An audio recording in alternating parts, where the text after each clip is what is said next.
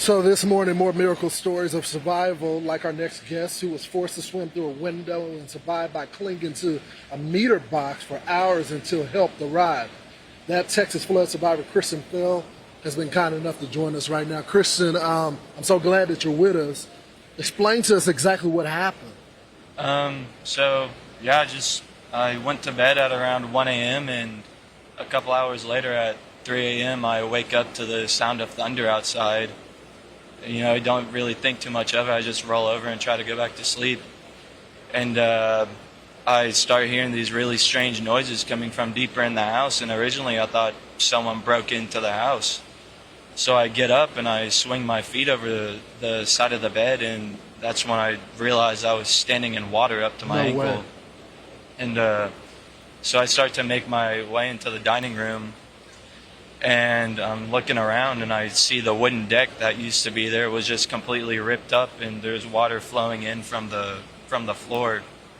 And you know, that's of course when I call my mom and call my dad, and he told me to try and get to my truck and go to my aunt's house. So you were there alone. Mm-hmm.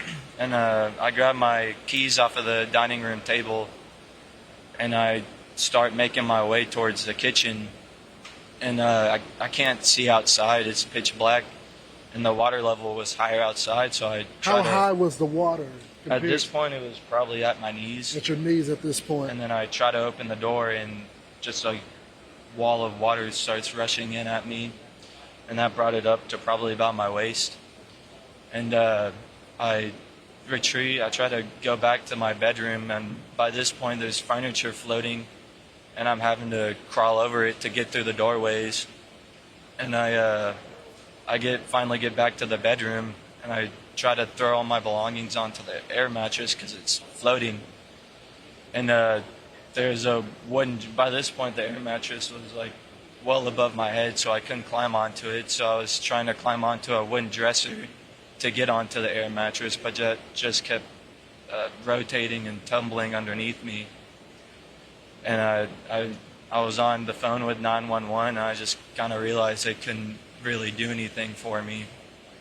And that's kind of when I realized I had to save myself or keep myself alive until they could come and rescue me. What's going through your head during this moment is every single scenario that you try to readjust to, it doesn't work. Yeah, it's just, it was crazy. I don't know how I made any decision that I did. I tried to open another door and that wouldn't budge, and then I just kind of saw the window was broken, and that was just kind of a light bulb moment, and I had nowhere else to go. I realized I couldn't just sit there and swim for 3 or 4 hours until the water went away or someone came to save me. So I went outside and just held on to the side of the building. Did you think at one point that it's almost over? Yeah, a couple times. Who do you credit for you being here today with us? God. I think that's pretty much it. When you finally got to see your mom and dad, what did you tell them?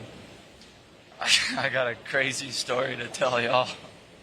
It was like unbelievable. Like, I don't really know if I believe it just yet.